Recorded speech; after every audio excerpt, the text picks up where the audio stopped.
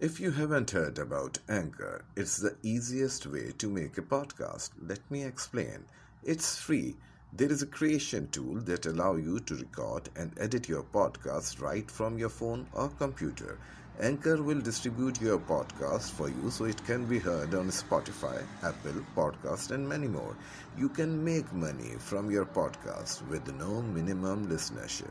It's everything you need to make a podcast in one place.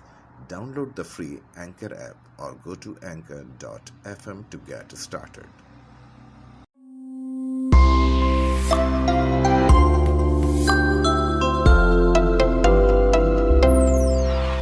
अस्सलाम वालेकुम, मैं हूँ वासिफ बरनी और आज मेरी मेहमान हैं सुमन शाह। और सुमन, अस्सलाम वालेकुम।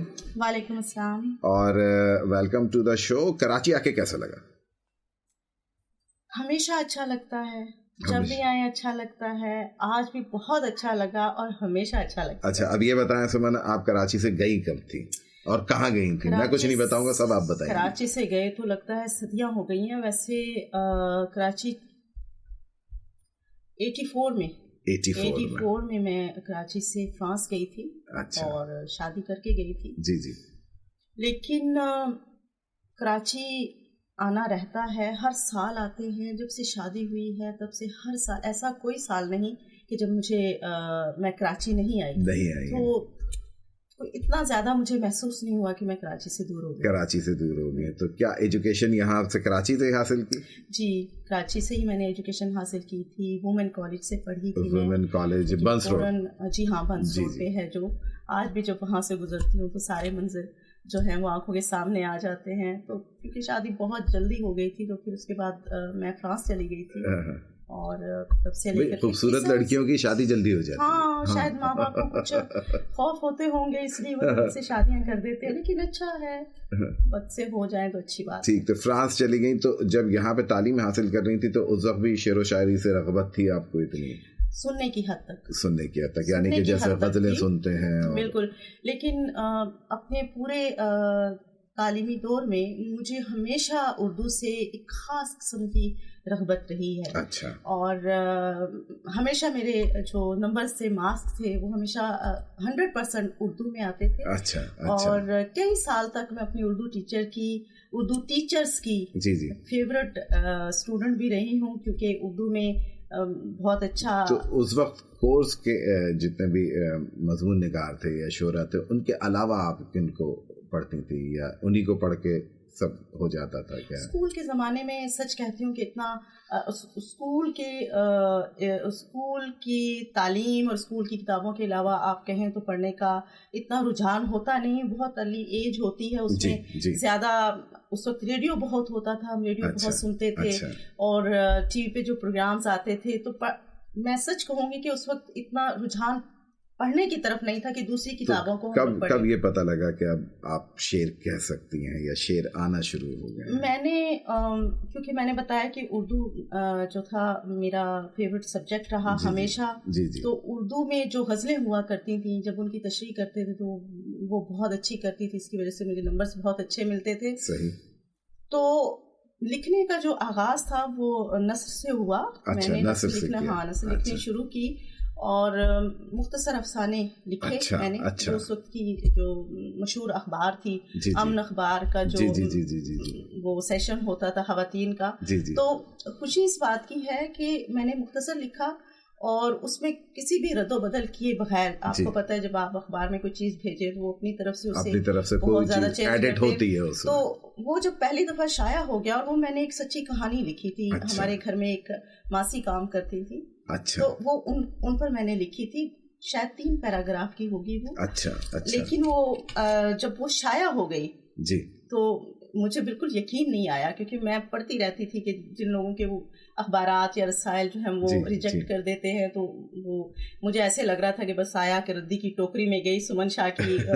लेकिन अल्लाह का शुक्र है, पहला ही अफसाना जो था अखबार में शाया हो गया और एजिट हो गया। तो उससे बहुत हौसला बढ़ा। तो फिर जब तक शादी नहीं हुई तो फिर आप अफसाने लिखती रही? मैंने मुख्तसर अफसाने लिखे اور پھر شادی ہو کر چلی گئی. اس وقت تک بالکل شاعری کی طرف میرا رجحان بالکل نہیں تھا. سچ کہہ رہی ہوں, شاعری کا رجحان جو ہے وہ ایک الگ داستان ہے. تو وہ داستان آج ہی رقم کر لیتے ہیں. وہ ایسے ہوا کہ شادی کر کے جب میں گئی تو ظاہر ہے پڑھنے کا شوق ہمیشہ سے تھا. گھر میں رسالے آتے تھے تو میں نے پاکستان سے جو رسالے تھے وہ میں نے پاکستان سے منگوانے شروع کیے پڑھنے کا, اور پھر ان میں لکھنا اور چھوٹے چھوٹے تبصرے لکھنا اور رائے بھیجنا, اور یہ میرا ہمیشہ سے پسندیدہ مشغلہ رہا. تو وہ پھر کچھ عرصے کے بعد وہ کہتے ہیں کہ وہ کڑیوں سے ملتی چلی جاتی ہیں. تو وہ دوست ان سے ملاقات ہوئی کسی محفل میں, پتہ چلا کہ وہ بھی لکھنے سے شوق رکھتے ہیں. تو انہوں نے کہا کہ میں ایک رسالہ یہاں پہ نکالنا فرانس میں چاہتا ہوں. یہ 1998 کی بات ہے. تو میں نے کہا کہ ضرور نکالیے, مجھے اردو رسالہ. اور فرانس میں اتنے لوگ ہیں اردو داں کے اس وقت نہیں تھے. اس وقت بہت کم لوگ تھے, لیکن کیونکہ وہ بھی شوقین مزاج تھے, اردو سے بڑی دلچسپی تھی ان کو, اور مجھے بھی بہت زیادہ شوق تھا اور کمی محسوس ہوتی تھی. تو وہ پھر ان کے ساتھ مل کے ہم لوگوں نے 1998 میں ایک رسالہ نکالا تڑپ کے نام سے. اس میں نے سب ایڈیٹر کی حیثیت سے تقریباً 3 سال تک کام کیا. اچھا ہوا یہ, اور اس میں نے پھر افسانے بھی لکھے, ناولز بھی لکھے, اور جو کچھ مجھے آتا تھا میں اپنا سمجھ کے اس رسالے میں لکھتی رہی.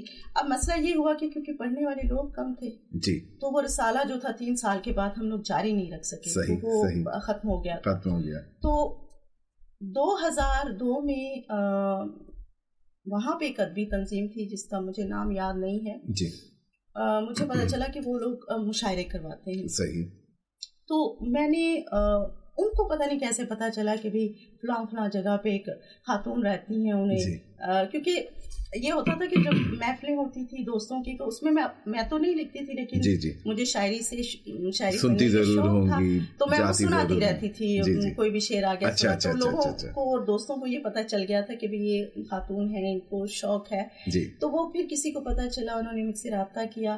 انہوں نے کہا کہ جی ہم جو ہیں یہاں پہ مشاعرہ کرنا چاہ رہے ہیں, ہم چاہتے ہیں کہ آپ جو ہے نا پیرس کی نمائندگی کیجیے اس مشاعرے میں. وہ بین الاقوامی مشاعرہ تھا. اور وہ تھا کہاں پہ؟ پیرس میں تھا. پیرس میں تھا. تو میں گھبرا گئی. میں نے کہا کہ میں تو ابھی لکھتی نہیں ہوں, ابھی تک میرا رجحان تو ہے لیکن باقاعدہ لکھنا. اور یہ بات آپ 90s کی بتا رہی ہیں؟ یہ 2002 کی بات. 2002 کی. اچھا. تو وہ بہت انہوں نے اصرار کیا تو میں نے کہا چلو. پھر آپ نے غزل لکھی یا نظم لکھی؟ میں نے صرف 2 شعر لکھے تھے. 2 شعر لکھے تھے. اور وہ بھی میرے خیال میں پنجابی میں لکھے تھے. اچھا. اور اس مشاعرے میں بہت نامور شعراء نے شرکت کی تھی پیرس میں. تو میں سچی بات ہے بہت گھبرائی تھی کہ اتنے بڑے ناموں کے سامنے میں فرسٹ ٹائم کیسے پڑھوں گی. لیکن میں نے پڑھا اور جو رسپانس مجھے ہال میں ملا, اچھا, وہی وقت میری شاعری کا تھا. وہیں سے میری شاعری کا سفر شروع ہوا. وہیں سے مجھے لگا کہ میں شاعری کر سکتی ہوں. پھر آپ نے شروع کی شاعری؟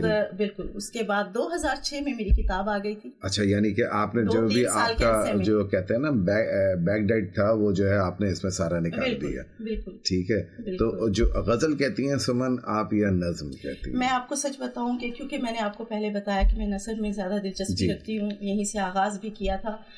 نظم لکھنے میں جو مجھے سکون ملتا ہے, جو خوشی ملتی ہے, جو میں سمجھتی ہوں کہ نظم میں آپ وہ سب کچھ کہہ سکتے ہیں جو غزل میں نہیں کہہ سکتے. اور بہت انجوائے کرتی ہوں, بہت خوبصورتی مجھے محسوس ہوتی ہے نظم لکھ کر. اور چھوٹی چھوٹی بہت ساری نظمیں لکھی ہیں, مختصر بھی لکھی ہیں, ایک دو کچھ طویل بھی لکھی ہیں. لیکن میں خود نظم کو بہت انجوائے کرتی ہوں. میرا دل چاہتا ہے کہ نظم کی کیا بات ہے. اب آزاد نظم لکھتی ہیں نا؟ میں آزاد بھی لکھتی ہوں, نثری نظمیں بھی میں نے لکھی ہیں. زیادہ کمفرٹیبل کہاں رہتی ہیں, نثری میں رہتی ہیں یا پابند نظم میں رہتی ہیں؟ میں یہ دیکھیں, جیسے میں اپنی بات کروں, مجھے نثری بہت پسند ہے. ڈیپینڈ کرتا ہے, یہ ایک لے ہے آپ کے دماغ میں. اگر وہ آزاد نظم کی صورت میں خیال میں ڈھل رہی ہے تو آپ آزاد میں ہی لکھتے چلے جاتے ہیں. لیکن کہیں آپ اگر سمجھ رہے ہیں کہ یہ نثر میں ہی لکھنی چاہیے تو میں یہ کوشش نہیں کرتی. دین کے اوپر ہے اتر کس طرح رہا ہے مواد, ٹھیک ہے نا, صحیح.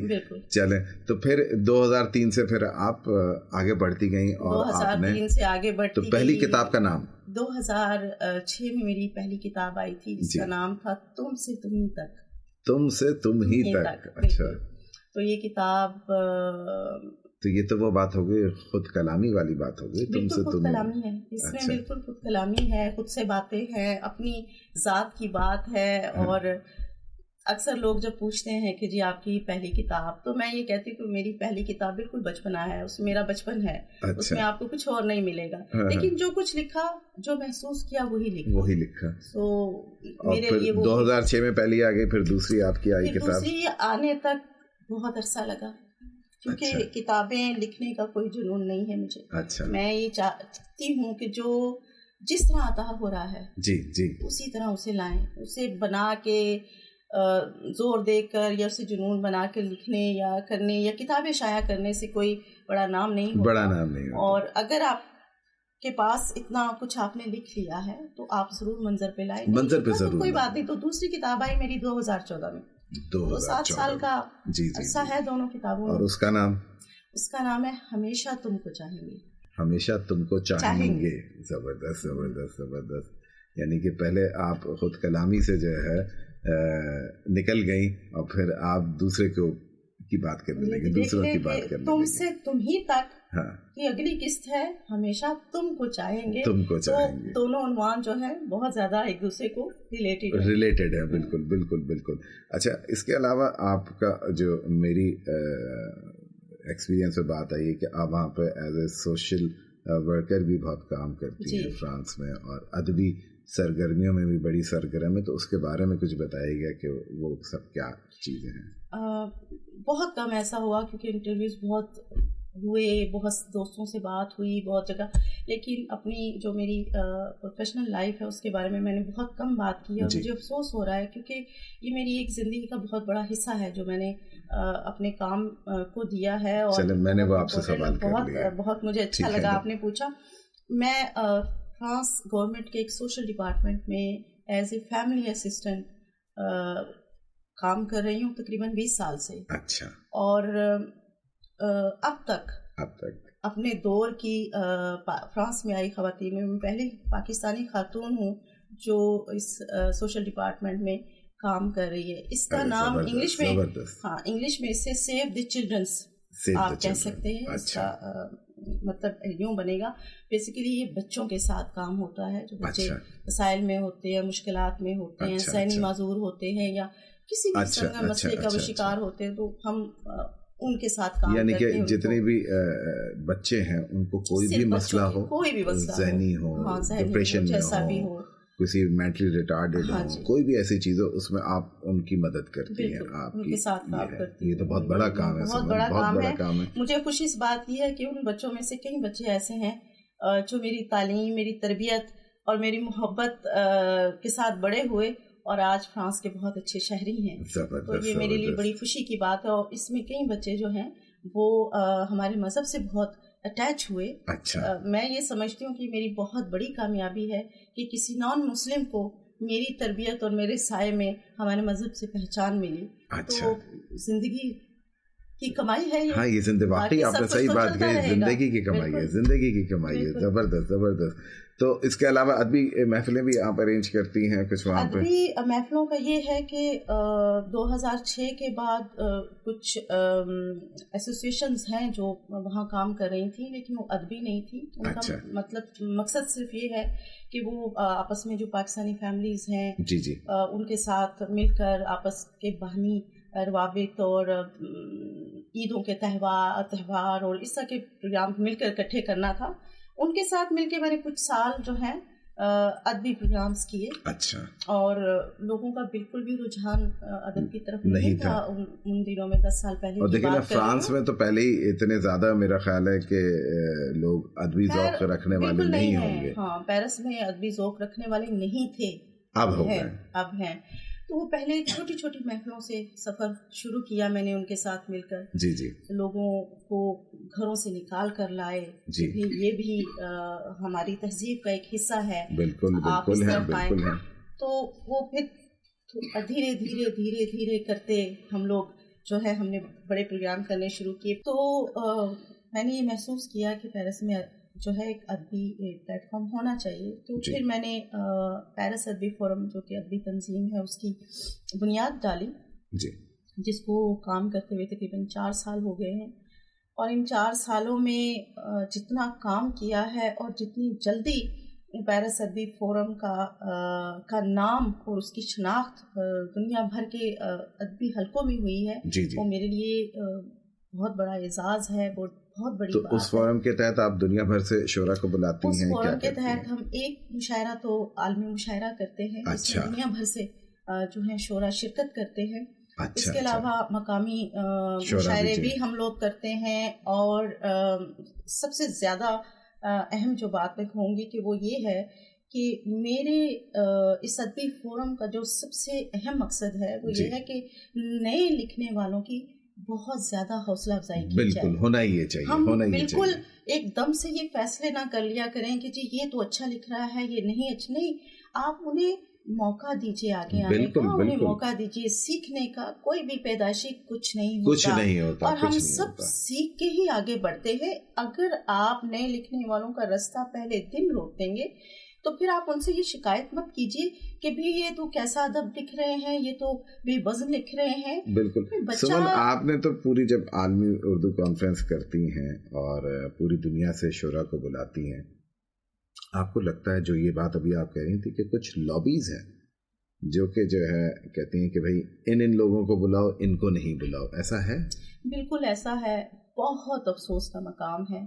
خاص طور پہ ادب میں ایسا نہیں ہونا چاہیے. بالکل نہیں ہونا چاہیے.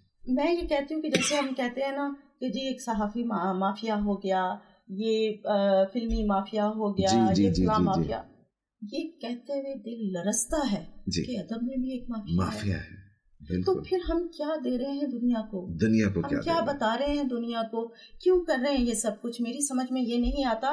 کسی بھی شہر میں آپ ایک تنظیم بنا لیں، 4 دن کے بعد آپ کے بالکل سامنے ایک دوسری تنظیم کھڑی ہے. کیا وجہ ہے ہم مل کے کام نہیں کر؟ ہم ایک، ہماری منزل تو ایک ہے نا. بالکل بالکل. تو پھر کیوں ہم سب الگ الگ رستوں سے جانا اور چاہتے ہیں؟ یہ میں بہت محسوس کرتا ہوں کہ میں یہاں پہ کراچی میں ہوں اور مجھے لگتا ہے کہ بھئی ایک جگہ جو شعراء حضرات ہیں وہ دوسری جگہ نہیں ہے. دوسرے مشاعرے میں اگر جا رہے ہیں تو وہ ان کو منع کریں گے کہ آپ اس میں نہیں جائیں، اور آپ روک نہیں سکتے.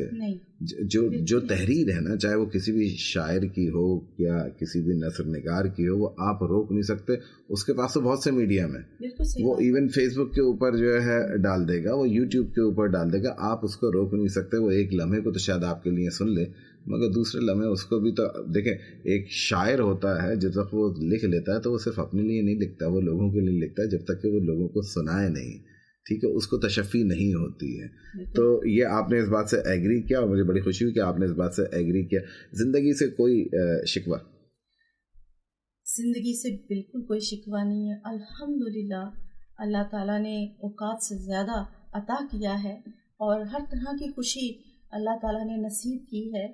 بہت خوش ہوں، ہر وقت اللہ تعالیٰ کی شکر گزار ہوں اور ہمیشہ رہوں گی جب تک زندہ ہوں. اللہ کا لاکھ لاکھ شکر ہے.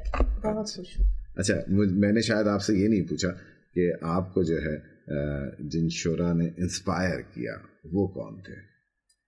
اگر تو لڑکپن کی بات پوچھے تو اس وقت تمام نوجوان جو لڑکیاں تھیں پروین شاکر اور نوشی گیلانی کو بہت پڑھا کرتی تھیں. میرے پاس آج بھی ڈائری میں ان کے لکھے ہوئے شعر موجود ہیں. جی. اور پھر تھوڑا جب عمر تھوڑی آگے بڑھتی ہے تو پھر اور ذوق اور بڑھتا گیا. ہاں جی.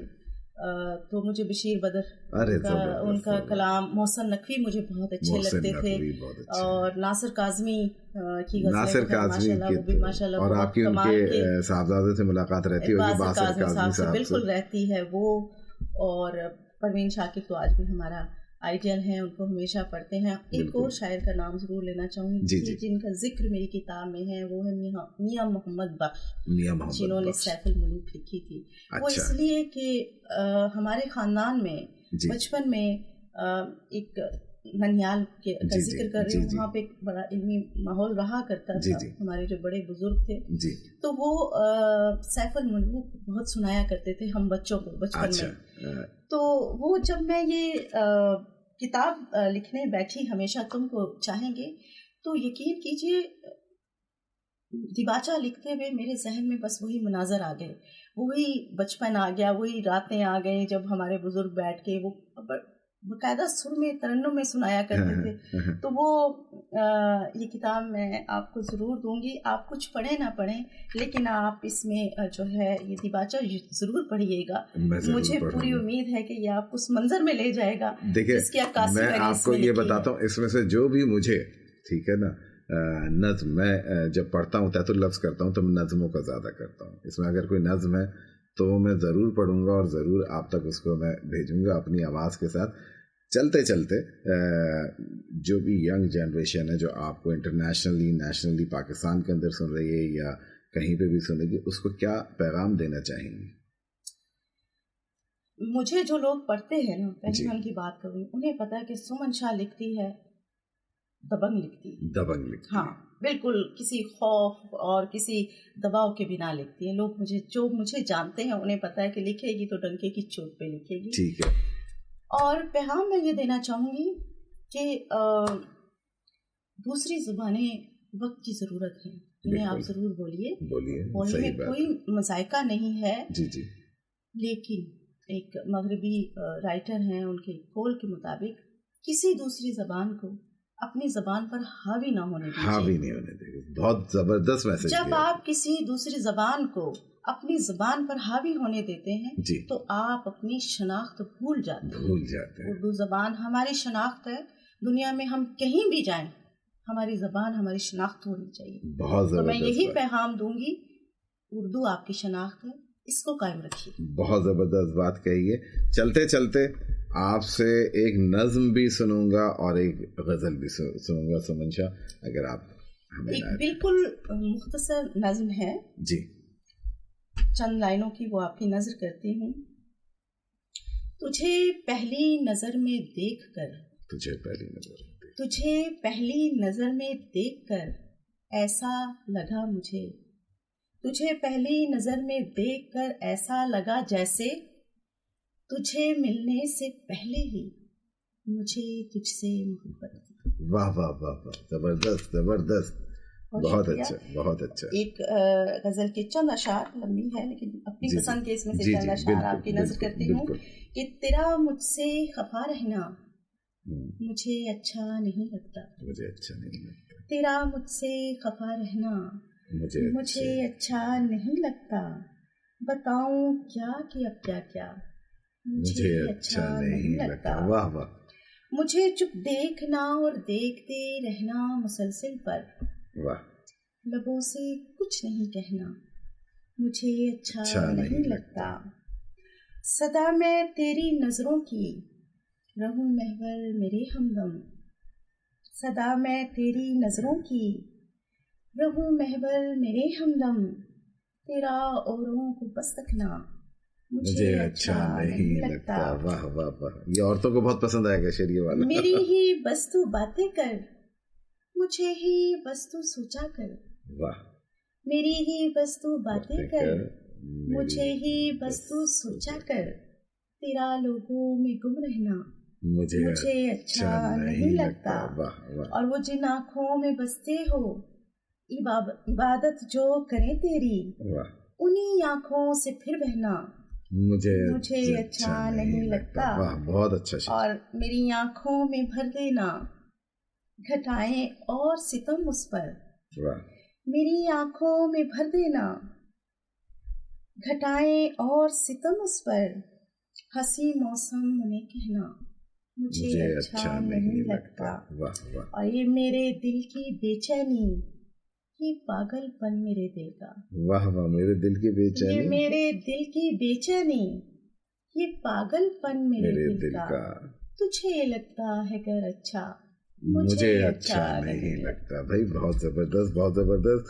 اور یہ تھی سمن شاہ. سمن شاہ بہت بہت شکریہ آپ کا ہمارے شو میں آنے کا، گو کہ ٹائم بہت محدود تھا میرے اور آپ کے پاس. اور میں یہ بتاتا چلوں جو سامعین مجھے سن رہے ہیں کہ اس وقت ان کی حالت ایسی ہے کہ یہ نیند میں غرق ہیں اور تھکی ہوئی ہیں.